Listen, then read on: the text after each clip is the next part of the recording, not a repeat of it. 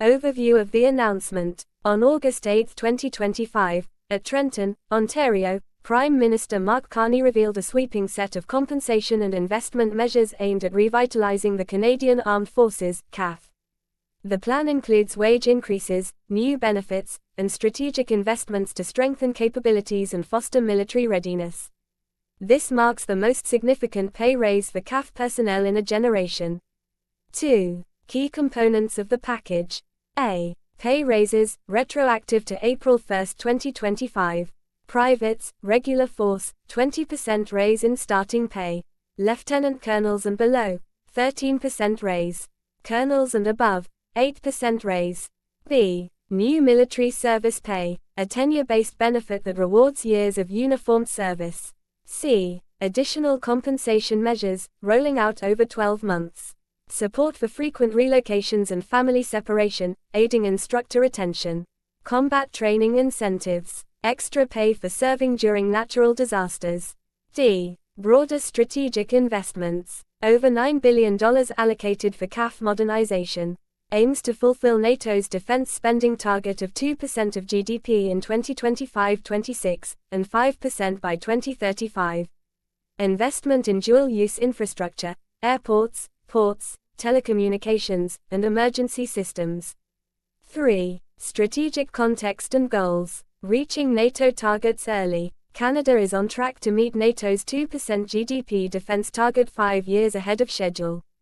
This signals a shift away from U.S. reliance toward a more autonomous and internationally engaged Canadian defense posture. Equipment modernization and industrial boost. Investments in new submarines, aircraft, drones, sensors, and advanced surveillance technologies.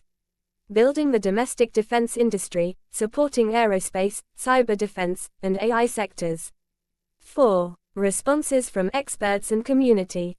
Expert insights. Fen Hampson, Carleton University. The pay increases, especially entry-level, are long overdue and well-timed to support recruitment while promoting equity. He cautioned, however, that boosting wages alone may not be enough amid economic slowdown. Broader structural support remains crucial. Public reaction. Reddit highlights. Youngest donkey. Clever way to keep military spending circulating within the economy. Milky Observer. Makes military salaries competitive with the private sector, aiding recruitment. Muscle Paperboy quoted the announcement details to applaud the size and scope of compensation changes. Kista 77 relayed a veteran CAF member's experience. Post-announcement, base housing and food costs increased, potentially offsetting the benefits. 5. Policy implications and challenges. Recruitment, retention and readiness. Improved pay, combat incentives, and family support are designed to make CAF careers more appealing, tackling long-standing recruitment and retention issues. Budgetary considerations. A multi-billion-dollar commitment may require balancing with other government spending. Watch for potential cuts or reallocations in public services. Infrastructure as dual-use assets. Investments in dual-use infrastructure mean enhanced civilian resilience and emergency response capacity, extending benefits beyond defense. Shifting away from U.S. dependence. Reaffirmed in contexts such as equipment procurement, Canada reaffirmed F-35 fighter jet purchases as the most cost-effective option despite strategic desire to diversify. Strengthening ties with EU defense mechanisms also signals deliberate steps toward broader alliances. 6. Prime Minister Carney's rationale. Carney emphasized that the CAF stands at the core of Canada's sovereignty and global commitments. Investing in their welfare and capabilities signals respect for their sacrifice and a national rebirth of defense confidence.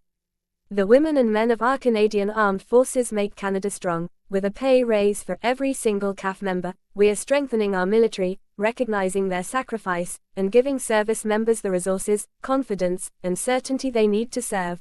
Prime Minister Mark Carney. Defense Minister McGuinty and Chief of Defense Staff General Carney also supported the changes as critical for operational readiness and personnel well-being.